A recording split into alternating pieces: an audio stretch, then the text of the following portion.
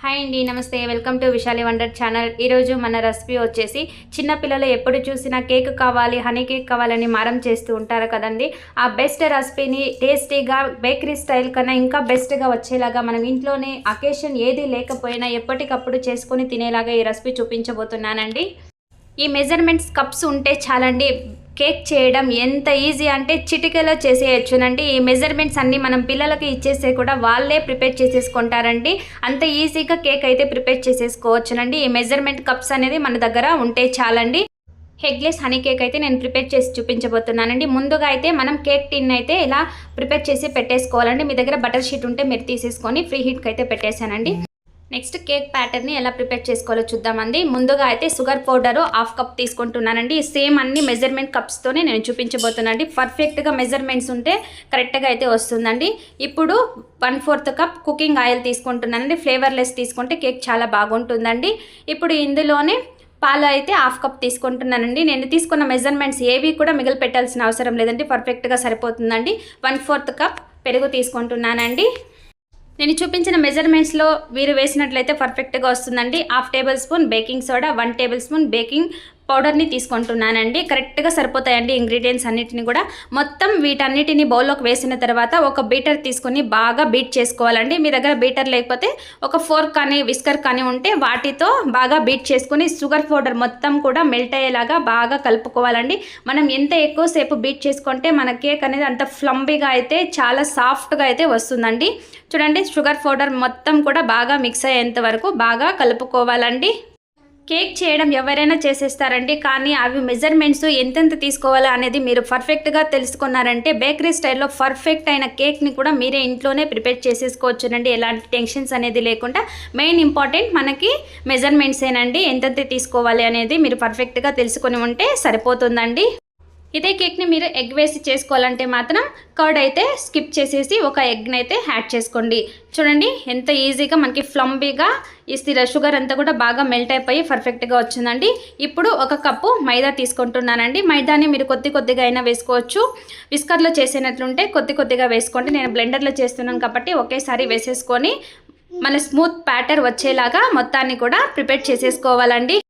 నేను తీసుకున్న క్వాంటిటీస్ అనేది పర్ఫెక్ట్గా మనకి బ్యాటర్ ఏ కేక్కి ఎలా కావాలనో అలా ప్రిపేర్ అయిపోతుందండి. ఎక్స్ట్రా ఏమీ యాడ్ చేయాల్సిన అవసరం లేదండి. పర్ఫెక్ట్గా ఉండే కన్సిస్టెన్సీలో ఉండే బ్యాటర్ అయితే మనకి ప్రిపేర్ అయిపోతుంది. చూడండి, మీకు వీడియోలో చూస్తున్నట్లనే తెలిసిపోతుంది. చూడండి, ఇలా పైనకి ఎత్తితే ఇలా రావాలి అండి పిండి, అప్పుడే పర్ఫెక్ట్గా మనకి బ్యాటర్ అయితే రెడీ అయినట్లేనండి. ఇప్పుడు నేను ఇందులోనే కొద్దిగా ఫ్లేవర్ కోసం వెనిలా ఎసెన్స్ 1/4 టేబుల్ స్పూన్ వేసుకుంటున్నానండి. మీ దగ్గర వెనిలా ఎసెన్స్ లేకపోతే యాలకుల పొడి కూడా కొద్దిగా వేసుకోవచ్చునండి. ఇలా ఎసెన్స్ వేసి మరొకసారి బాగా కలిపేసుకోవాలండి. ఇలా బ్యాటర్ ప్రిపేర్ అయిన తర్వాత నేను కేక్ బేక్ చేసుకోవడం కోసం బౌల్ ప్రిపేర్ చేసుకున్నాను కదండి. ఆ బౌల్కి ఆయిల్ అప్లై చేసి కొద్దిగా మైదా వేసేసి ఇలా కోట్ చేసి పెట్టుకున్నానండి. మీ దగ్గర బటర్ షీట్ ఉంటే దాన్ని తీసుకోవచ్చునండి. ఇలా ప్రిపేర్ చేసుకున్న మిశ్రమాన్ని మొత్తాన్ని కూడా ఇలా బౌల్లోకి వేసేసుకుంటున్నానండి. ఇలా బౌల్లోకి వేసేటప్పుడు ఎక్కడ కూడా లమ్స్ అనేది లేకుండా బాగా క్లీన్గా వేసుకోవాలండి. ఇలా మొత్తాన్ని కూడా వేసేసుకున్న తర్వాత మన బౌల్ని ఒక 2-3 టైమ్స్ బాగా ట్యాప్ చేయాలండి. అప్పుడే పిండి అయితే పర్ఫెక్ట్గా సెట్ అయిపోతుంది. చూడండి, ఇలా సెట్ అయిన తర్వాత నేను ఫ్రీ హీట్ చేసుకుంటున్నా. ఇలా కేక్ టిన్ రెడీ అయిన తర్వాత మనం ఫ్రీ హీట్ చేసుకుంటున్న బౌల్లోకి ఈ కేక్ మోల్డ్ని అయితే పెట్టేసుకోవాలండి. మీడియం ఫ్లేమ్లోనే ఉంచి 20-30 మినిట్స్ అయితే బేక్ చేసుకోవాల్సి ఉంటుందండి. మీడియం ఫ్లేమ్లోనే ఉంచి బేక్ చేసుకోవాలండి, అప్పుడే పర్ఫెక్ట్గా మనకి కుక్ అవుతుందండి.